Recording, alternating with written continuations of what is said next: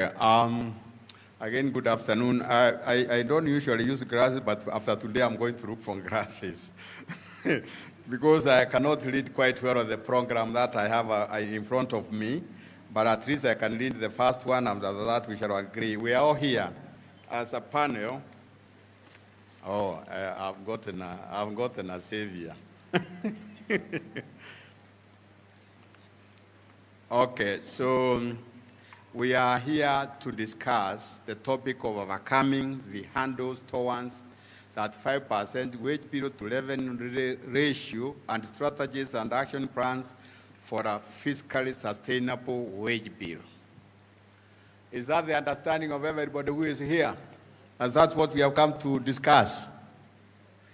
Now, we have a number of panelists here, and again, unfortunately, I was trying to read their qualifications in this booklet, but I'm not sure I'll read them fast enough and properly. So what I'm going to do is first of all, those who I'm not very familiar with, I'll get them to introduce themselves. Those I'm very familiar with, I will introduce. So please, let's go to the right. I know this lady is from the World Bank, but let her tell us her name and what else would like to know about her as we engage.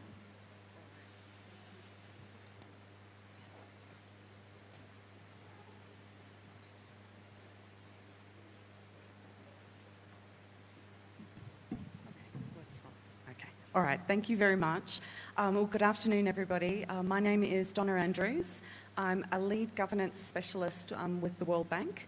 I'm currently based in Dar es Salaam in Tanzania, but have just finished a 5-year stint in Washington, D.C. as the global lead for public institutions reform. You might be able to tell from the accent that I'm Australian by background. Before joining the World Bank, I was with the government in Australia for about 15 years, working in HRM.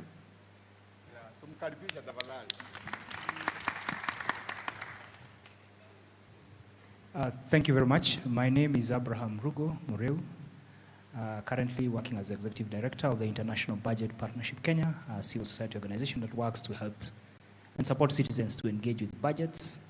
All I can say, I have been in this space since the beginning, from 2005 with the referendum, and seen a lot of the devolution work grow, and happy to contribute today. Thank you very much. Thank you.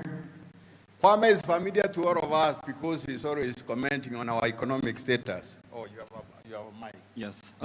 Good afternoon, everybody. My name is Kwame Wino. I work at the Institute of Economic Affairs, and the IEA is an organization that carries out research and uses it for conversations such as this on Kenya's public affairs. Thank you very much. Ladies and gentlemen, now it's my pleasure to present to you the governor of the great county of Mombasa. Let him also maybe introduce himself and say something as an opening word. Good afternoon. Assalamu alaikum. My name is Abdul Samad Sharif Nasir, the governor of County 001, and looking forward to be able not just to share, but equally absorb some wisdom as well from the other side. Right, and I have also the great pleasure and privilege to introduce the governor of the great county of Baringo. Yes, thank you very much. My name is Benjamin Cheboy, governor for Baringo. First and third governor for Baringo. And I'm also looking forward to a great discussion about this very important topic of sustainably managing the wage bill in counties. Thank you. And yet my privilege and pleasure to introduce the Vice Chairman of the Council of Governors and the Governor of the great county of Wajir. Thank you, and good afternoon. Assalamu alaikum to all of you. My name is FCP Ahmed Abdullahi, Governor of Wajir County Vice Chair, Council of Governors. I don't want to say what number of governor I am in Wajir. I'm not sure whether it's 4th or 5th, because we had 2 governors in the last, for Baringo it's easy. He was first, there was a second, and then there's a third. In my case, it's a bit complicated, but I'm the current governor and the first governor. Thank you. Right. So we know our topic today, it is not exclusive to the people who are on this side, but we'll give the people on this side the opportunity to kickstart the process with a 2-3 minutes maximum point about this topic. And you take your notes, please, and then on that basis also you have questions. But actually more important is not the questions, it's the answers you can provide for us given the challenges that of the topic. So don't confine yourself to asking questions. Also, many of you, I can see many of you are from county governments, and you have solutions which you would like to take forward. Just to clarify, you can see the excellencies, the governors are here. The resolutions from this conference will be presented to the national and county governments coordinating summit. That, I would say, is the apex political arm of this country, political organ of this country, where His Excellency the President and the 47 governors come together to agree how the country needs to move forward. So today, you have an opportunity to address the nation's leadership. So this is a moment to seize. But please, don't bring us issues which do not pertain to this topic. Tafadhali. We know you have many grievances, and you have many issues. Don't come to tell us how county governments are not working. Here we are only dealing with the wage bill and productivity. Tafadhali, we beseech you, don't bring the other topics. The other topics, IGRTC is available.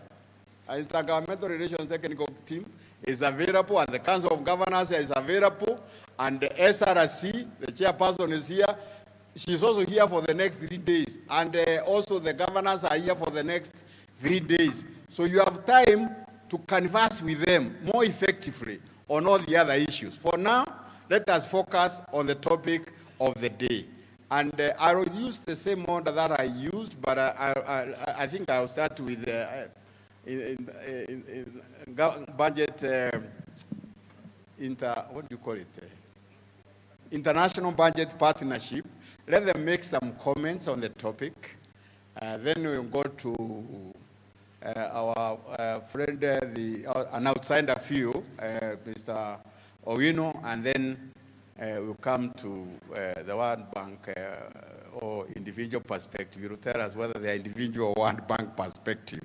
So please go ahead and give us some perspectives.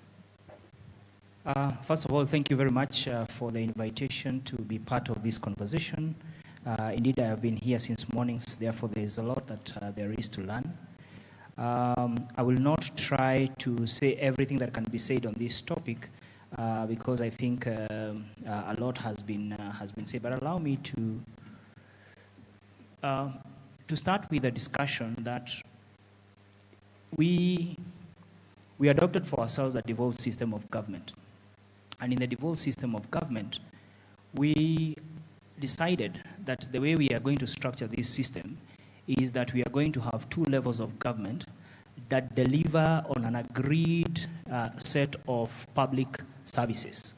And the Bill of Rights in the Constitution states what are those rights that Kenyans, and all of us, whether leaders or recipients, are all citizens, at the end of the day. And that should inform a lot of the discussions that we have moving forward. Because the first question is, are the citizens who these services are supposed to be given to happy?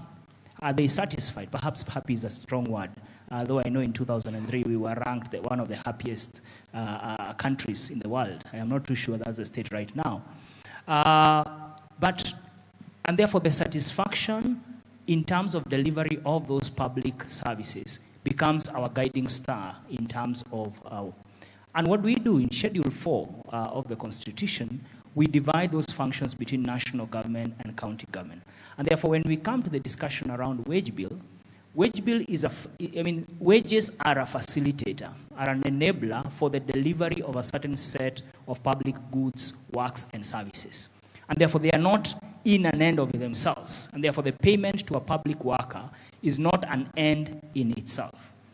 But then, to do that, we then guide ourselves and say, okay, fine, why don't we have a certain set of public goods and services, which in general, we have called them we have said these certain goods are going to be delivered by the national government.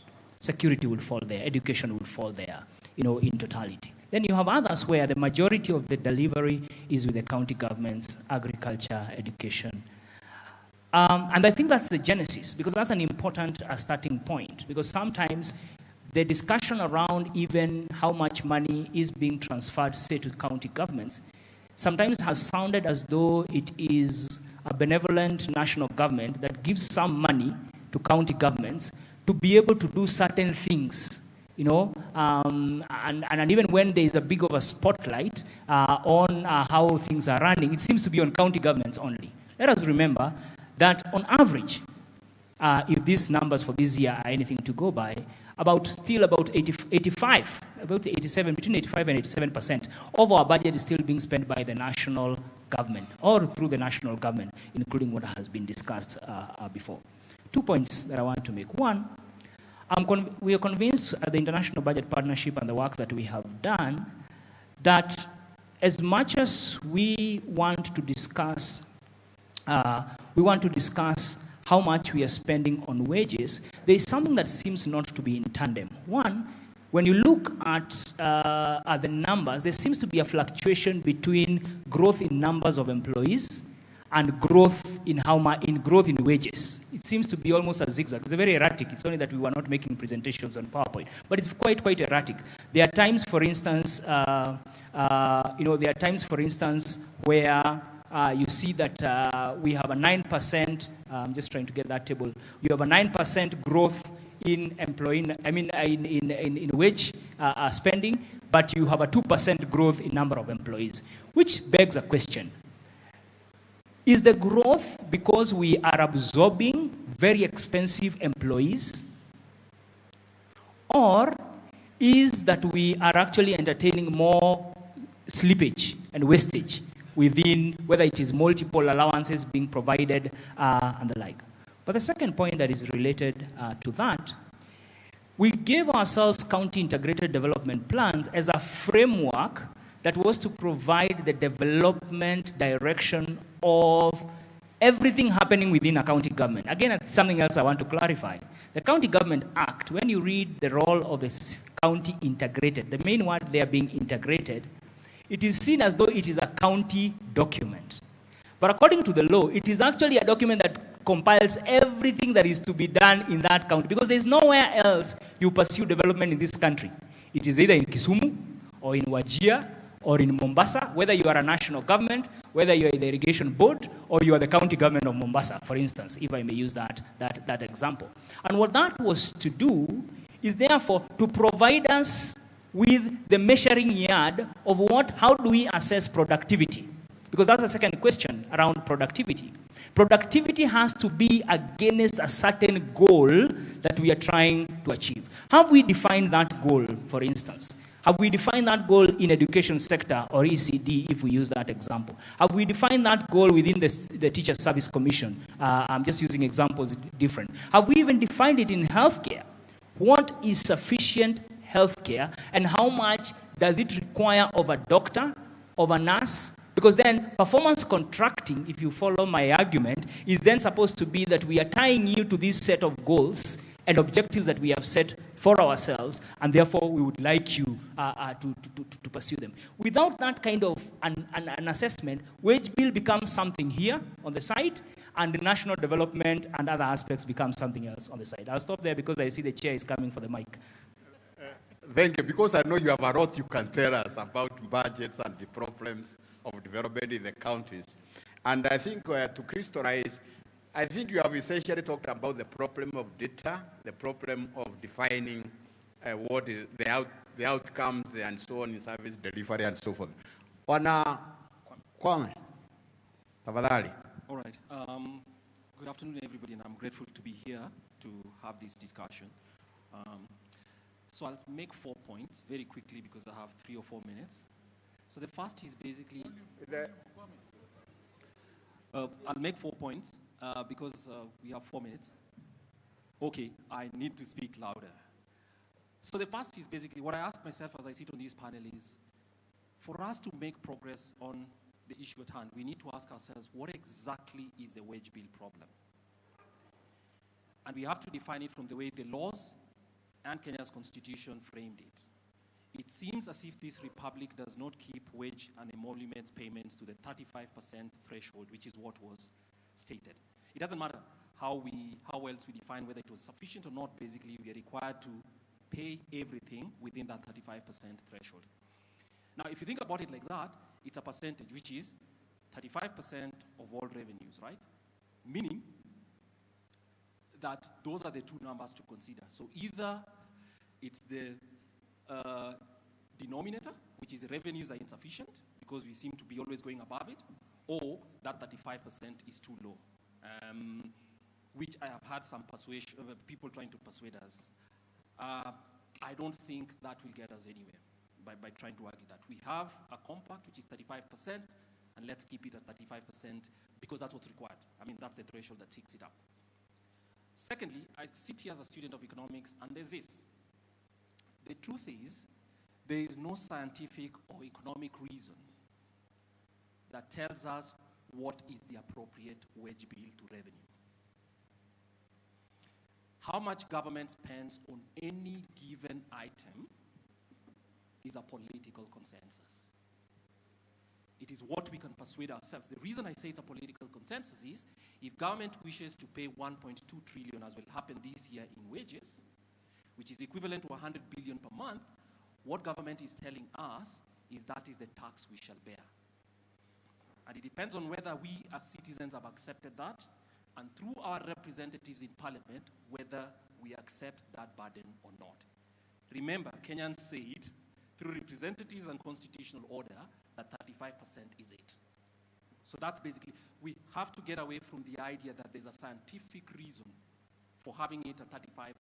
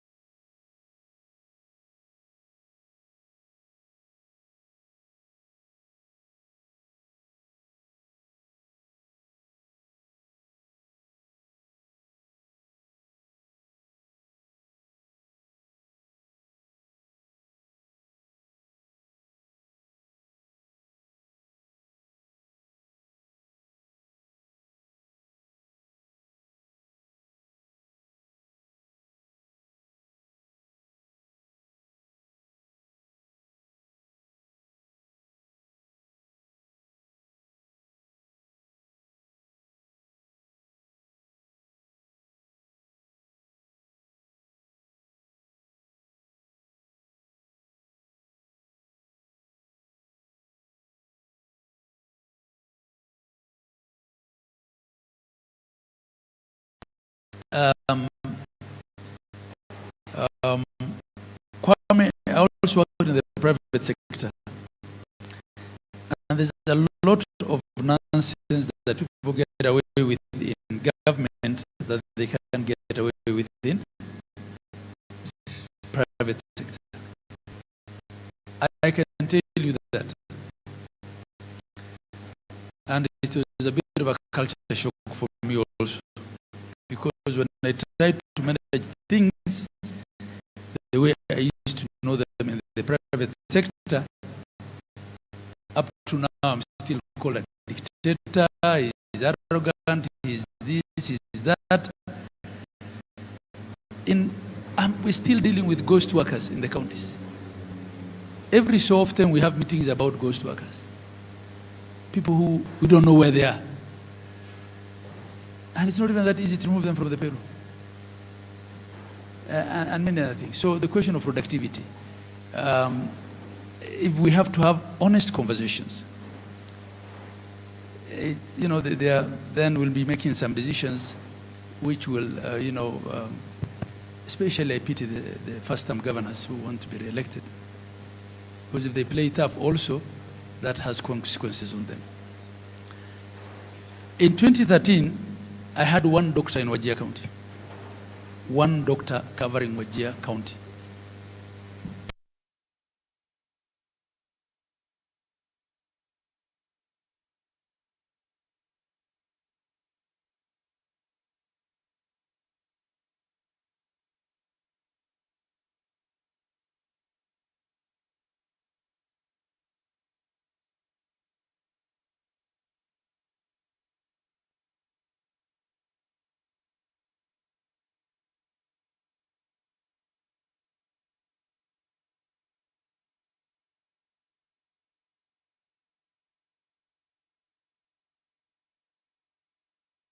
Admission letters to do masters without our permission, and they all came and said they want to be released. 10 out of 12. And when the strike started, they joined the strike. Why? Because we've been denied and study leave. You can't get away with that nonsense in Aga Khan Hospital. And these are the productivity issues that we are raising. So there's a lot we can say, but let me not go there. So there's a lot that we could do internally, even in spite of the issues of revenue that I raised. We are top heavy in most of our counties. There is a limit to the number of CECs, but there's no limit to the number of chief officers you can have. There's no limit to the number of directors. And that is actually part of the problem. Because a lot of the time, you'll find a county that has more directors than the national government that has existed for 60 years. And once those positions have been created, trying to remove them is an impossibility. So these are some of the challenges that can actually, there are things we can do internally to try and reduce the wage bill in spite of everything, despite everything that we've said about the revenue. Counties are different. The challenges that I deal with may be a bit similar to the ones that Baringo deals with, but will be totally different from the ones that Abdul Samad, my brother, is dealing with there. Because in his case, he already inherited a bloated workforce as a result of being an urban county. But the amount I have to pay in, they call them DSA and hardship allowance, he doesn't have to. For me to provide service, it's as if everyone who goes out of town has to spend out that night before they can come back to town. Because there are places that are 300 kilometers from where I am, and there are no roads. So the guy will need 5 hours to get there, first of all. So he can't go, fix the water well, and come back the same day. So it's not possible to compare some of these costs across counties, because you are dealing with a county that is 70-something thousand square kilometers, the case of Marsabit and Turkana, or in my case 57,000 kilometers square, and then you have a county that is 400 square kilometers, where every employee that you send out to do something will come back within an hour or two. So those are some of the differences. Now on transition, the question that I was given. Yes, transitions are not properly managed. We've had 3 transitions. The one that formed the counties where we inherited the county council staff and all these people were transferred. Then there was the one of 2017 and 2022.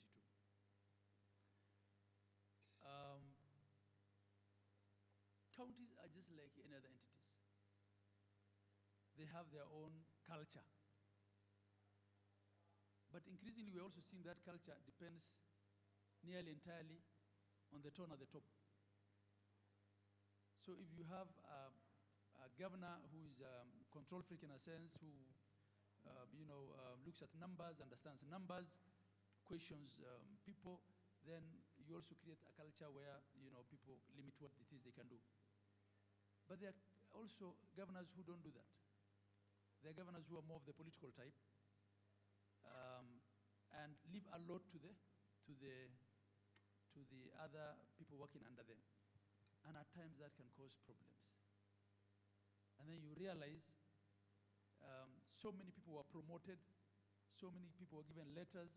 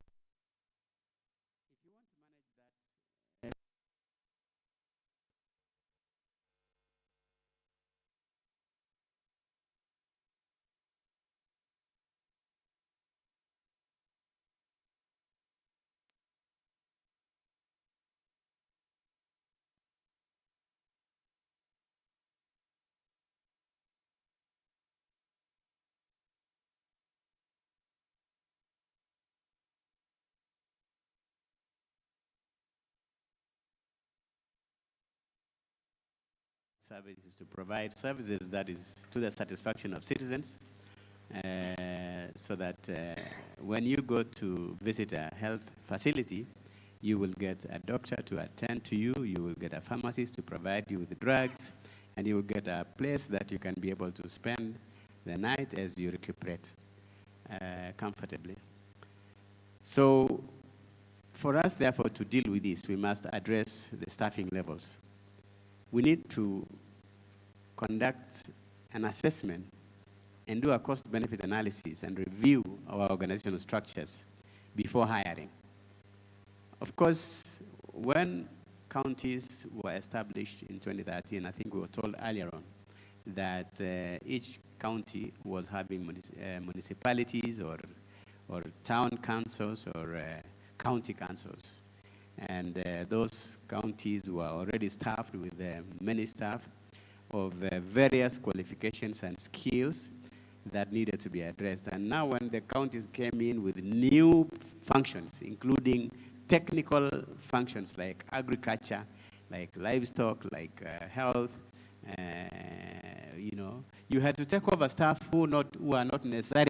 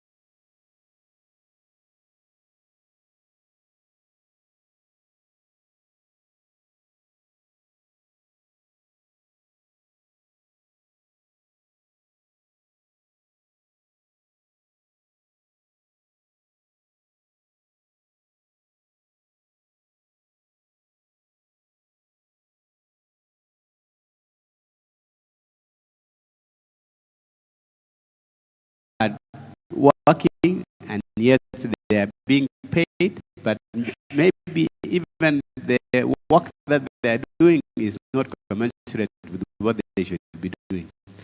So there is need to do to place mechanisms to identify ghost workers, discrepancies or irregularities, including undertaking regular payroll and database audit. That is verify the qualifications, positions, and responsibilities of all employees on the payroll.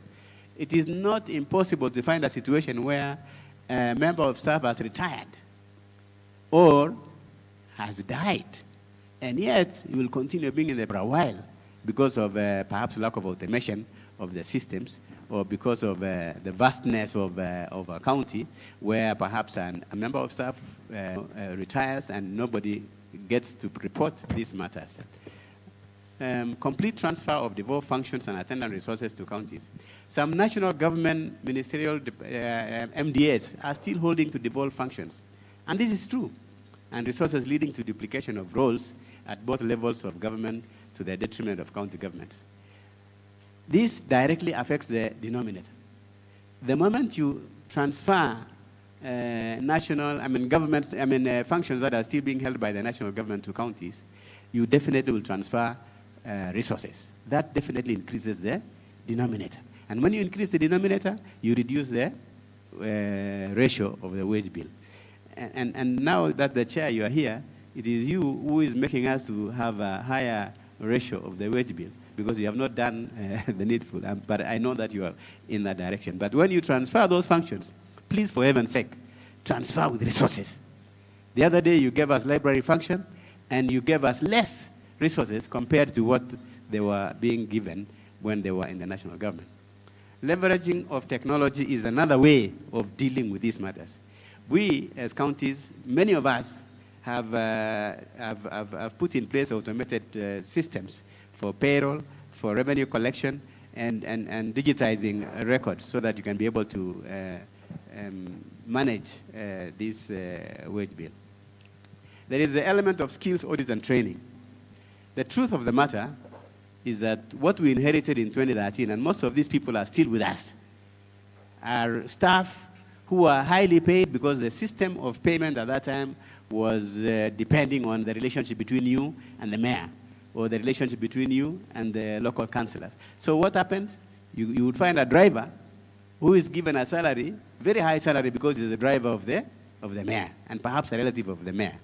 That therefore puts you in an awkward situation because you cannot be able to reduce that salary unless something else happens. So we need to identify those people who need to be retrained in the county so that they can be able to be fit for purpose. And that requires resources. When you want to do an audit and train them once again, that requires the resources. And that means you increase the wage bill at the same time so that you can improve the skills for them. Engagement with labor unions. Earlier on, I said... Final point, Your Excellency. Yes, yes.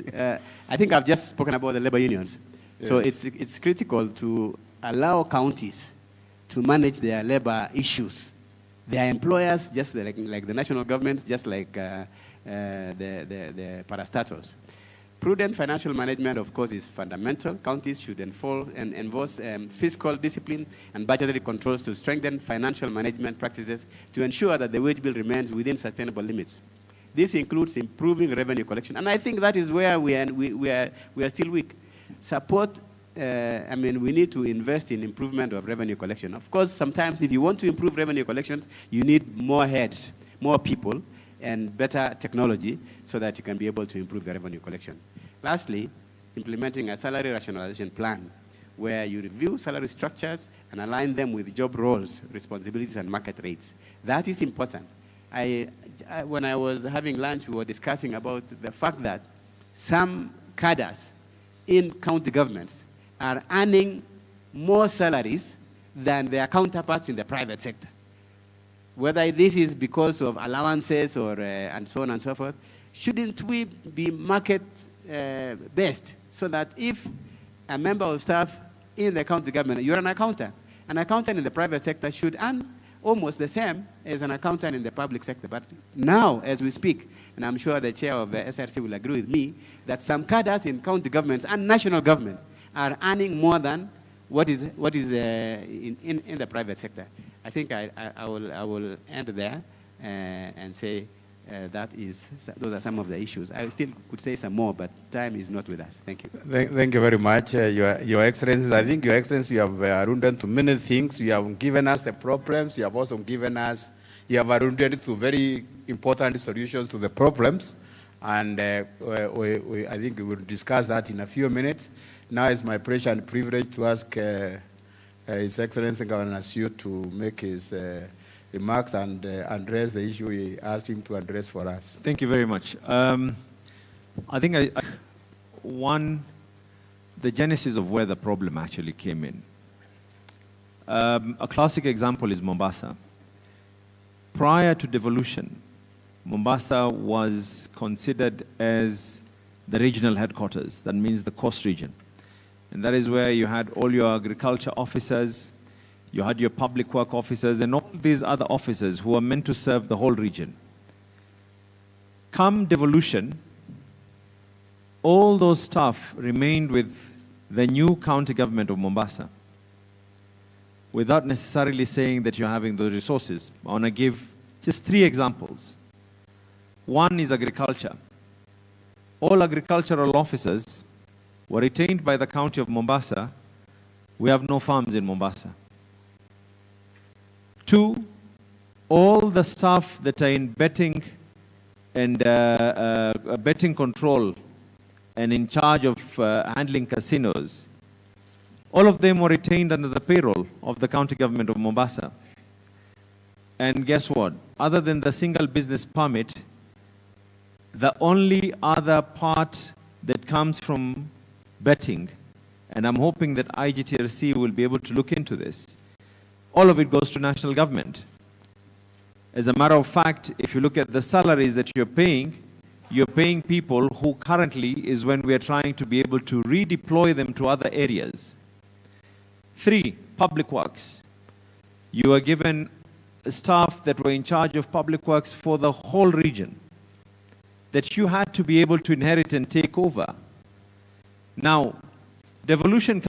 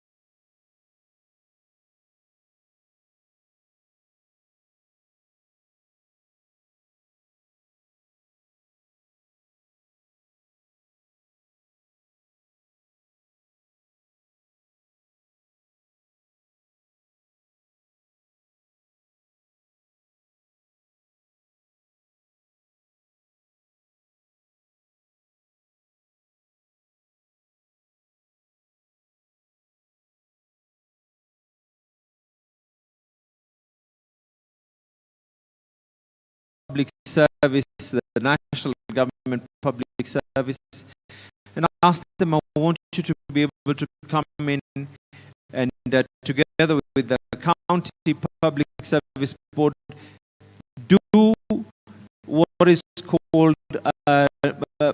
not just a survey, to try and figure out whether people are placed in the right offices, but also more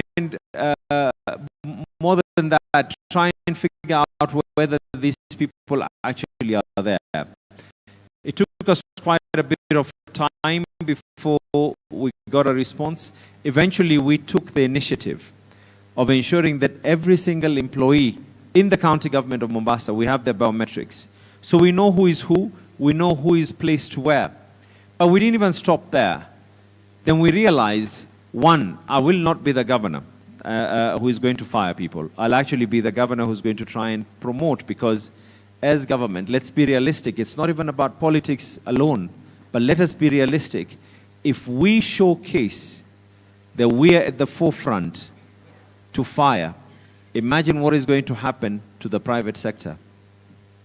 Now, best way out, how are you going to be able to maximize the bloated workforce? We recently did a survey where we asked the employees themselves, what can we be able to do as your employers, as management, as your governor, as the public service board? What can we be able to do from different ranges? From the sweeper, this was asked, all the way up to director level. What can we be able to do to ensure that you are going to increase your performance? And what is going to happen is, and we've seen this, the same people with a little bit of motivation, with some level of enhancement, you will realize that their performance increases. We have some very good people out there.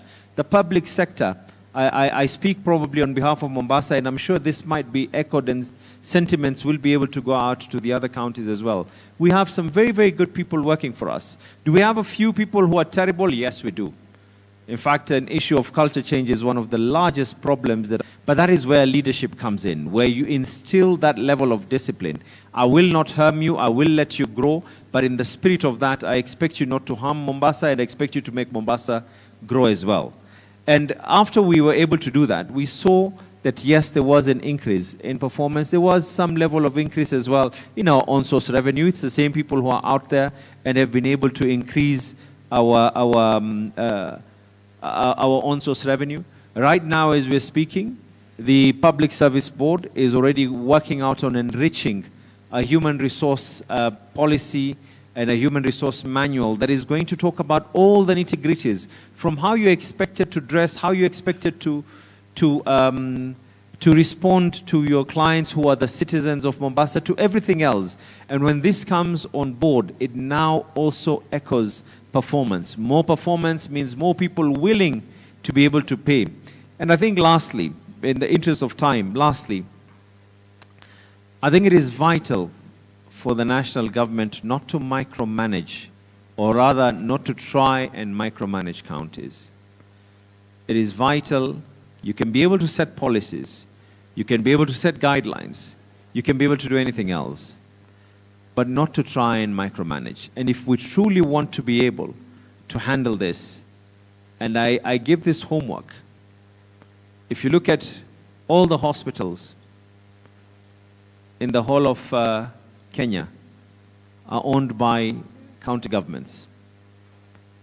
In Mombasa, the national government does not even have a clinic. The only hospitals that are run by the national government, and I'm giving you just one sector into it, the only facility that are handled by the national government is Moi Teaching, there's Kenyatta, I think there's Madare, and there's the spinal, there are 6, yes, the national hospitals. That includes the Madare and the rest. But look at the budget that goes to the Ministry of Health vis-a-vis the budgets that go to all the other counties combined. Are our resources not going to where they're meant to be? And I think if that happens, we will not be having these conversations perennially. And I believe these are sentiments that will be able to be echoed by my colleagues as well. We've discussed these matters previously, and I think that is where our stand is. So thank you very much. Thank you very much. Tuwapatie makofi ingine tafadhali. I think what we have been presented with are part of the problems, the handles, in terms of achieving it, in terms of the challenges the governors are facing, in terms of the challenges even of data, as we have been told, in terms of challenges of culture, as we have been told, in terms of even the definitions themselves and the variables that we are using, the numerator and the denominator and so forth. And in the same vein, we have actually been hinted to the solutions. And I think one of the best aspects of this particular session is that the excellencies, the governors have indicated that we have room for maneuver. We have room to improve things, even with the handles that we have, that there are ways out, and that we can go out together and plan on how we are going to go on the journey of that 5%. Hopefully, most of us will reach there. And I know you have said we need a home government approach. I think that is the echo you are putting. And the home government approach, you want it also in a resource allocation. I think that's what I've heard you say. So now I would like to give opportunity to the participants to make their contribution. Let me beg two things. Those of you from counties, unless you are one of those of the excellencies here has not talked about a problem, please don't repeat it, because we don't have a lot of time. We have people from outside whose perspectives we would also like to get.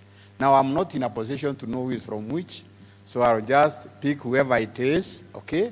But again, now that we have had the problems, now let us go to solutions. Let us now talk about the solutions.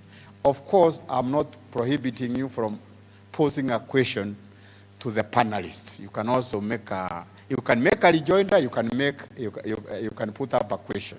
But be very brief.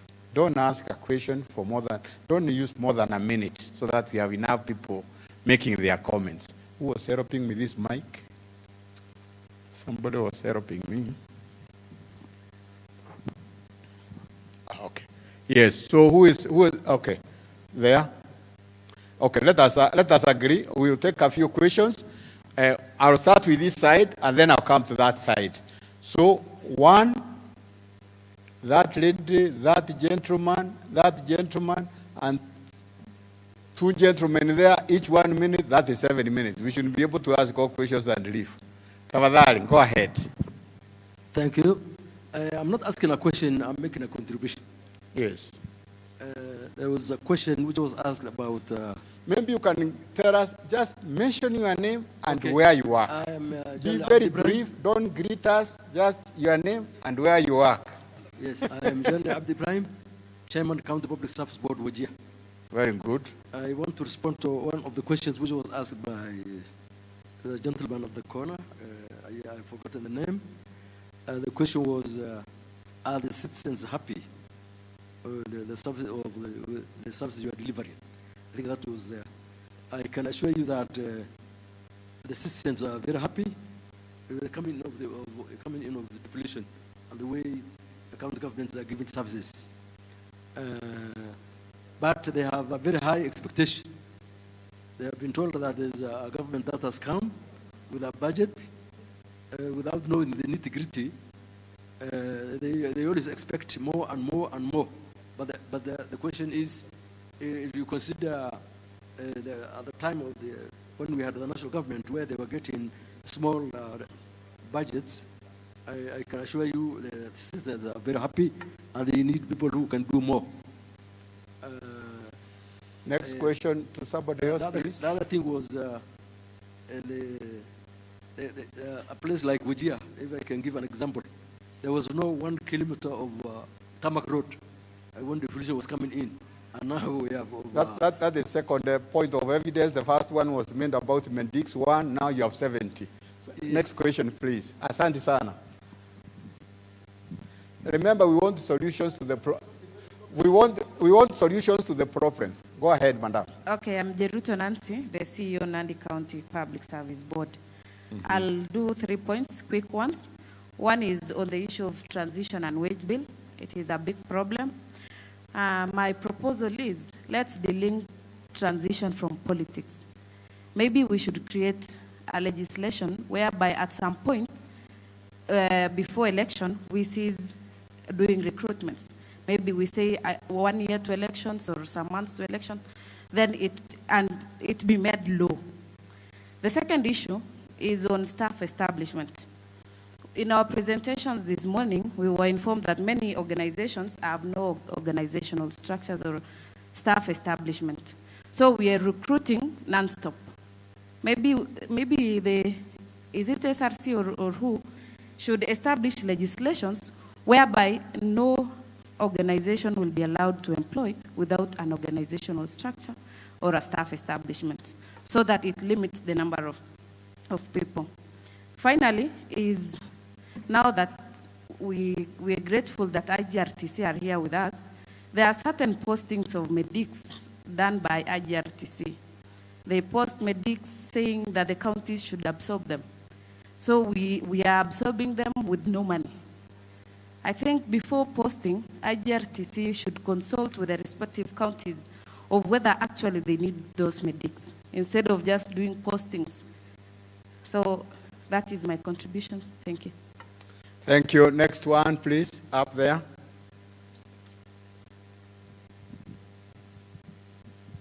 Thank you very much. My name is Dr. Kereri, Chairman, Nyamira County Public Service Board. That is a corner of County Public Service Board, eh?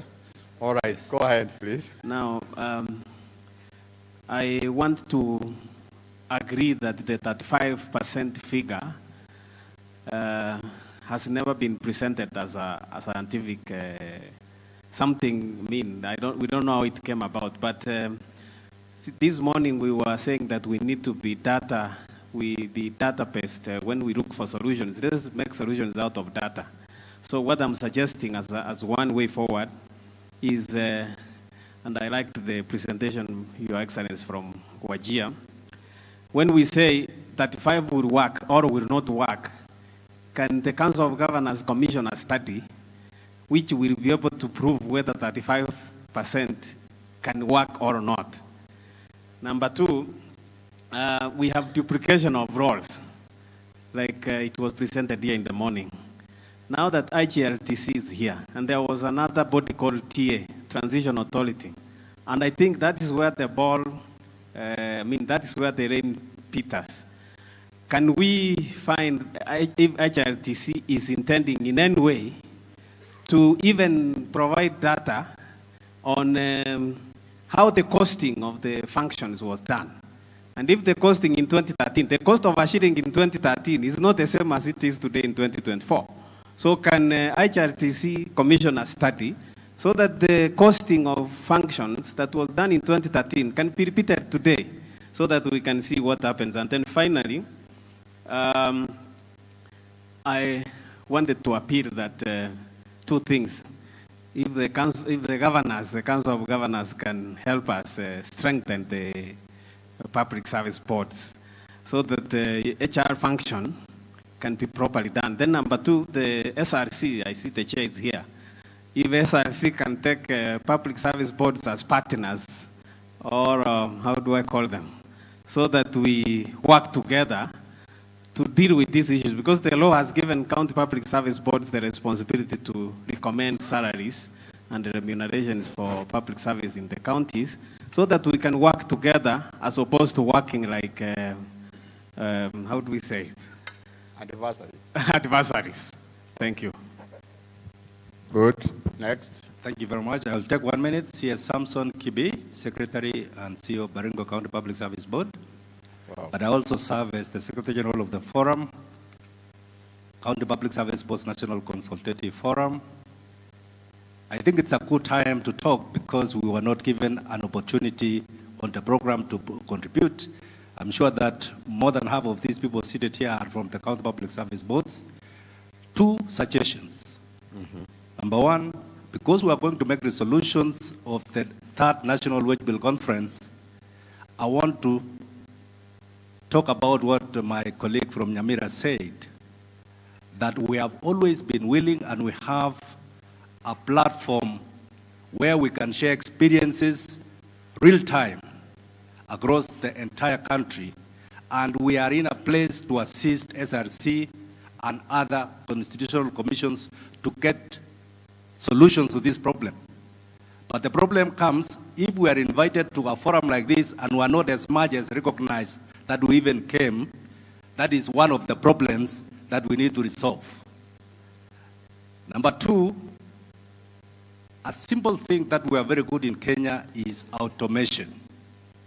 If as much as fiber is in every county, and I'm sure there's a project that is going to every county, we have a national call center, a national dashboard, and I'm sure that we discussed this when we went to Mombasa with Abdul Somad, that this thing of wage bill is something that keeps growing. You should arrest it when you see it going the wrong direction. But if we wait until we do an audit and then we say that the problem arose because of this or because of that, it is because we did not take the right decisions early. We need to automate the expenses that we can see. If the governor sits in his office, he should be able to turn on a screen and see where the dashboard statistics are propping. And as a platform for the county public service boards, I know I am speaking, but my chairman is here, but I'm just confirming that we have a platform that can be a good partnership with SRC and other institutions. Thank you. Okay, let's agree now. Officers, members of county public service boards, we have heard you, okay? So let us not repeat the same thing. We have heard you. You need a platform. You need to work better with the SRC. You need to be strengthened. Am I correct? We have heard you. So if you are going to talk from county public service board, please give us another solution. Tafadhali. Yes, please. Thank you very much. And now I think after that, I need to move to this side. Go ahead. Douglas Mbilu is my name. I'm the Speaker of the County Assembly of Makueni. County Assembly. The Speaker of the County Assembly. Uh-huh. And I want to give my proposal. Mm-hmm. And because we meet regularly as speakers, I think I will reflect the ideas and views. Mm-hmm. Having served in counties from 2013 as a CIS member, as a speaker, now serving a second term, I think the 35% should be assessed to reflect relatively counties and national ministries. What am I saying? The Ministry of Health, for example, cannot be rated with that 5% with county governments because they are more dealing with policies and they do not have as many human resources civil servants as counties. And therefore, having a rule of 35% for government at national and county governments may not be realistic. Because you may find that some parastatals and national government ministries, they have another strength elsewhere and they may not require human resources as counties. Health, agriculture, ECD and other officers were devolved more resources at the Ministry of Health. I'm picking it as an example.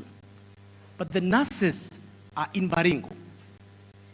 At the national, we have one director for medical services. In Baringo, whether you like, you require 2 or 3. Public health, medical services, and pharmaceuticals, whether you like it or not. And the nurses that were under national government are under counties. To that extent, then the 35% measure for counties and national government is not fair.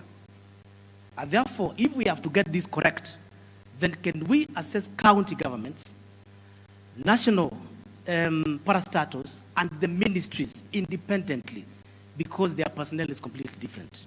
2, now that we are trying to manage the wage bill, for what benefit? Because one of the surest way, again, of even and fair distribution and percolation of the resources at the lowest level is our employment. But chances are that we are losing a lot of resources on the development aspect, where you term a big dam worth 1 billion or 100 million in a county as an economic empowerment program, where the contractor will make a profit of, let's say, 20, 30 million. Does that contractor invest that profit back in Wajir? The answer is no. He has a business running in Dubai. So the aspect of allocating resources in the development 30% and assuring so much, imagining that the wage bill on the human resource is not as much, you lose much at the county level.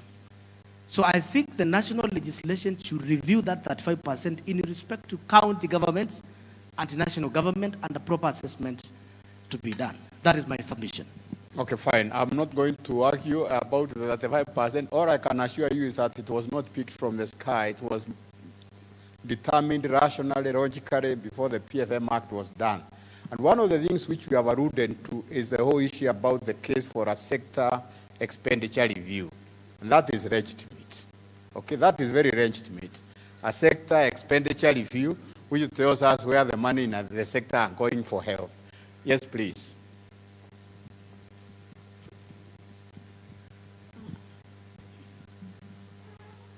I want us now to ask only very critical questions, because we need to start winding up before you start disappearing one by one.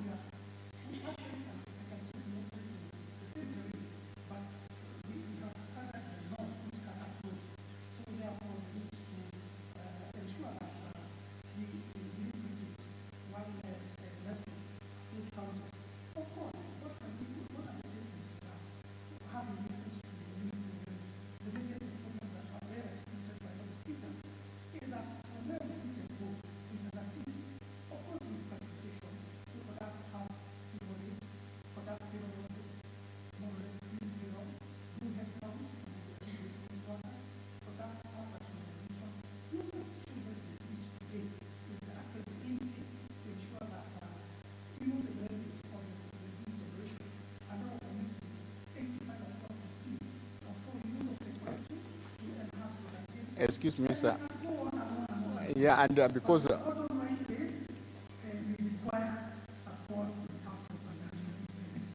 Okay.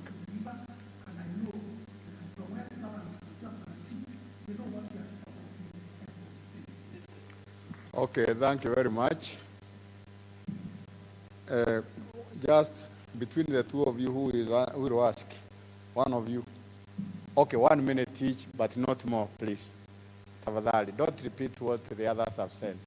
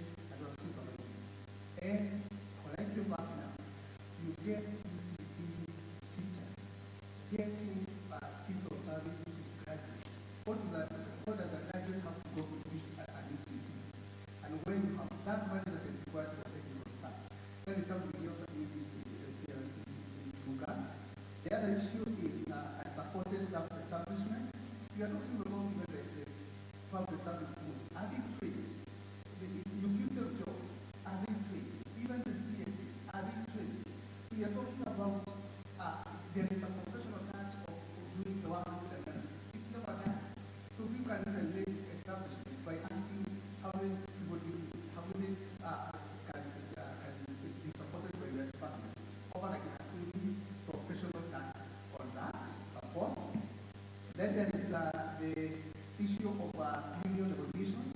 I'm requesting the CLC, could we not have a ban so that the CBAs are negotiated 2 years before any election so that they can be banned? Because every time they are done so close to elections, there is set of remuneration. That can we think about contracts? Because what is the difference between us and performance and the corporates, the other corporates? Is because we are so easy, we are permanent and pressure, so we don't care. So we need to work out the way we have contracts based on performance, and we can have that deliverance being done. Then there is the issue of dispute.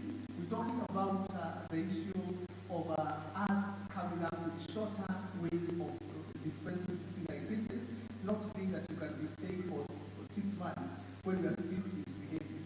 The other finally is that the issue of timeliness. If we are talking about timeliness, we can talk about timeliness, but between 8 and 5, because it should actually all over metric and then be linked to salary. But between 8 and 5, we have targets to ensure that these people are working. And finally, to ensure that is the health center. We have a political situation where every MCA wants to have a center anywhere. So can we come up with an issue so that we have fewer centers, health centers, and then we can actually do it properly. Lastly, the issue of cash. There is no organization in the world who does not work with seasonal workers. So when we start saying that we start putting cash flows on pensioners, that is where we start going off. Because we need those people already to support at a time that they can actually be used and then they can actually be let off. Thank you so much. Thank you. 1 minute. Thank you very much. My name is C.S. Towet. I'm the CEO of County Public Service Movement. I have one solution on establishment control that I will suggest. Intergovernmental Relations Technical Committee and the National Coordinating Summit have actually issued communications to us and not advising on establishment controls. If I can refer to the recent communication on the establishment of the Intergovernmental Directorate, it never came to the establishment. So it is up to the county government to have a decision on what kind of establishment they are supposed to have. So that we are not restricted so that another country will be having 10 staff in the unit, another country will be having 20, another country will be having 30. In the same way,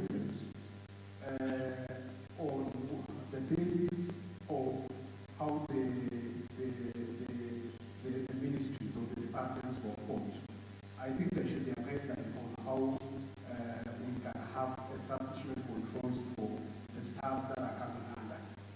I remember His Excellency Kahiga from Mary actually pointed out that after the CECs, it is not possible down here to have a proper controls on the establishment.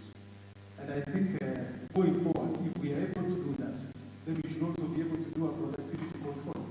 Because I want to believe in every discussion of the governance, the conversation should be revolving around productivity, it should be revolving around revenue collection. Because what then can be an agenda for a discussion between the governor and the CECs.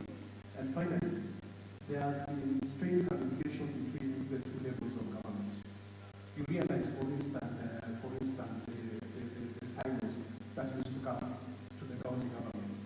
There was no proper communication from the national treasury that it has actually been stopped.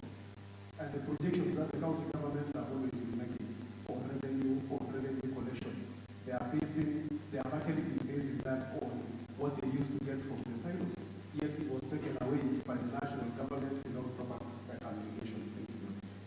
Thank you. I would only accept a question in a point now from somebody who does not come from a county public service board. Tavadari. Are we together? Or this lady? Okay, please give it to this lady. Thank you. This lady is National Taxpayers Association, also the Nairobi Authority. My first is to the excellencies. I think there are two issues that we have put together that I think we need to take a look at. One is the issues of accountability. So as Kwame has mentioned, we have been looking at the audit report, and it has pointed significantly to a lot of leakages along which so when we are talking and saying that there is insufficient and the denominator is not enough, I think we need to demonstrate what are we doing with what we already have. And that denominator then will be able to influence it, because the residents in your county will be able to contribute a bit more in what was said when they can see value and that money is being used well. So I would like to do this conversation because I felt that excellencies in points were very valid, but a lot of them are also kind of passing the back to say we don't have enough resources. So within what we have, I think we should improve the control. That is what we can do for taxpayers. Secondly, this goes to chair, also SRC. When we look at and we talk about the allowances, I think it's critical for us to be given more data and see who is drawing more of these allowances, what cadre. Because as it is right now, it seems to say we don't have so much space to pay our employees. But when we do our scorecards, particularly at counting the book application or training, a lot of those people they are paid very low salaries. So I'm keen to then know this amount we're talking about allowances being high, who is drawing what cadre? Is it our CC or who? Because then it seems we are giving money to a person and then we say there isn't money for another group. And lastly, if you allow, I would agree with a colleague that has mentioned the constrained relationships between levels of government. I feel that Senate and COG, in as much as there are many differences, there are areas where they converge. So the country is moving significantly in terms of reducing financial flow and tax expenditure. This is the amount of money that will be able to come back to county through the equitable share. But we find that the antagonistic approach, Senate is not doing the brief we expect when we talk about protecting the interests of the county. So my plea as a taxpayer is that these two critical entities can put aside their differences and ensure we're getting sufficient resources for our counties to address the gaps that we see. Thank you. Okay, last point. Let it be, please be very brief. Thank you. My name is NWBC Public Service and County. And I'll start by saying political problems require political solutions. This issue of inflated liquidity is a result of the government trying to balance between being voted back and development. Because you have to produce for you to be good up to your people, and you have to save money for the government to implement that economy. It's that way it is working. Whichever way you go, to me, I would want to suggest this. One, to improve on the denominator. No,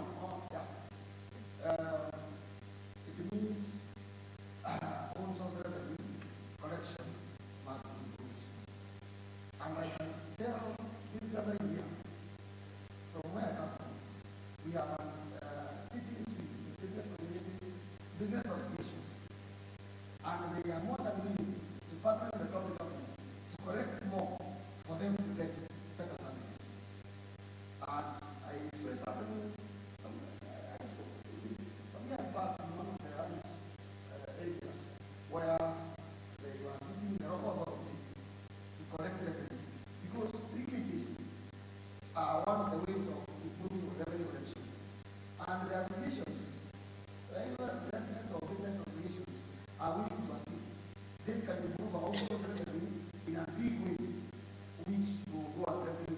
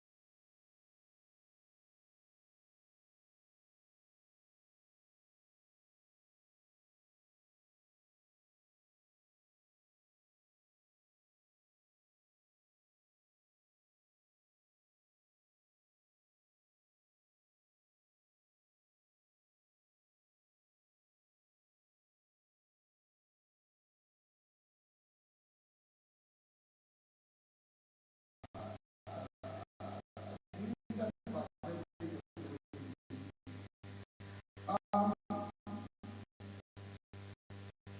also say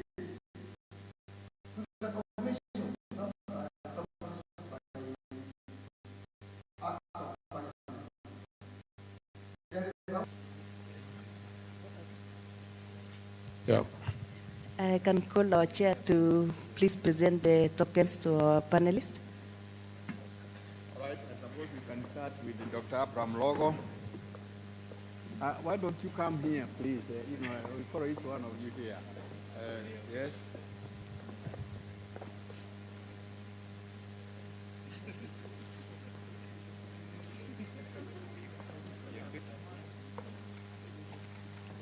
The next one is Madam Andrews of the World Bank.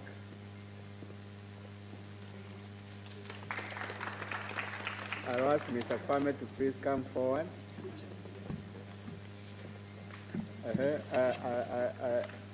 I'll ask the Vice Chair of the Council of Governors, His Excellency Abdullah, to be the next to be and there will be bigger awards than this when you have done productivity. That's what we agreed. His Excellency Nasir Tafadhali.